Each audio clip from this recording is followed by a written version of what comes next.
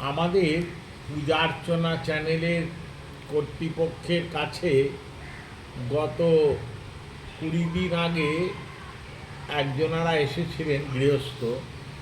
তাদের বিবাহিত স্ত্রীলোক, তার পিতৃবিয়োগ হয়েছে। তিনি চতুর্থ দিবসে কাজ করবেন। বিবাহিত কন্যার যে কাজ, রূঢ়া কন্যা বলা হয় শাস্ত্রে। বিবাহিত কন্যাকে রূঢ়া কন্যা বলা হয়। অনুঢ়া হচ্ছে আইবুড়ো মেয়ে, আর রূঢ়া হচ্ছে বিবাহিত মেয়ে। যাই হোক, এসে আমাদের কাছে বললেন, জানেন তো, আমার দাদা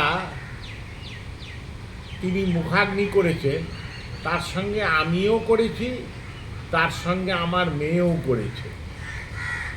আমরা তাকে বললাম যে আপনি, আপনার দাদা মুখাগ্নি করেছেন, তার সঙ্গে আপনিও মুখাগ্নিতে দাদার মুখাগ্নির যে অগ্নি সংযোগের যে শলাকা বা যে কাষ্ঠটা সেটা স্পর্শ করেছেন, আবার আপনার মেয়েও স্পর্শ করেছে।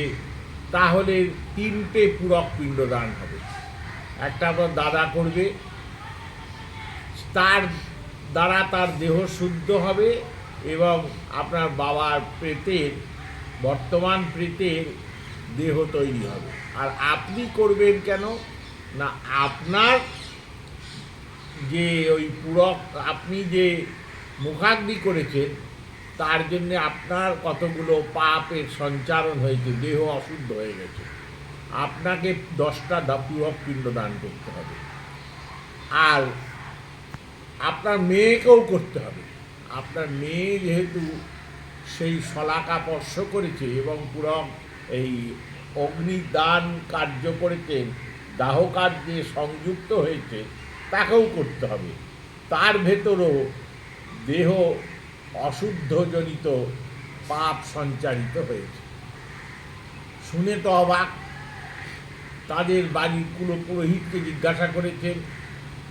সে পুরোহিত যথারীতি ওই শ্মশান ঘাটের যে ঠাকুরমশাই আছেন তার মতনই বিধান দিয়ে দিয়েছে। না না, ওটা বাজে কথা। বাজে কথা একদম নয়। বর্তমানে এইটা খুব প্রচলিত হয়েছে যে শ্মশান ঘাটে দাহ কার্য করার সময়, এখন তো শ্মশান ঘাটে বাড়ির পুরোহিত নিয়ে যেতে হয় না।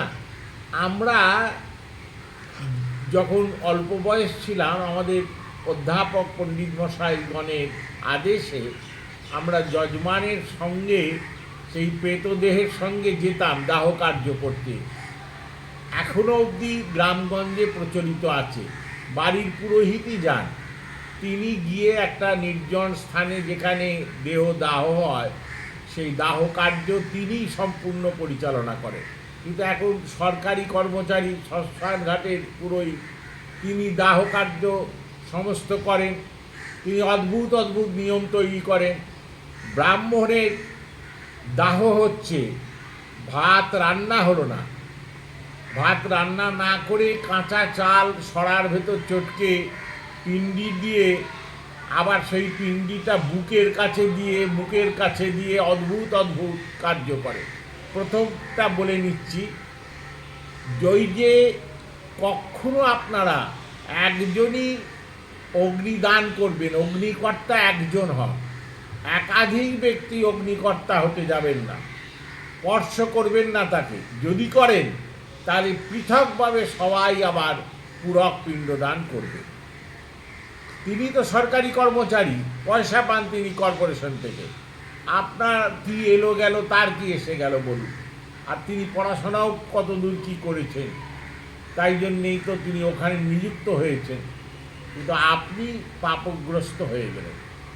তারপরে শ্মশানেতে এত মানুষকে পরাধীন করে রেখেছে আমাদের রাষ্ট্র, আমাদের সরকার। আমরা হিন্দু হতে চলেছি শিগগিরই, কিছুদিন অপেক্ষা করুন, আমরা একেবারে কমপ্লিট হিন্দু হয়ে যাব।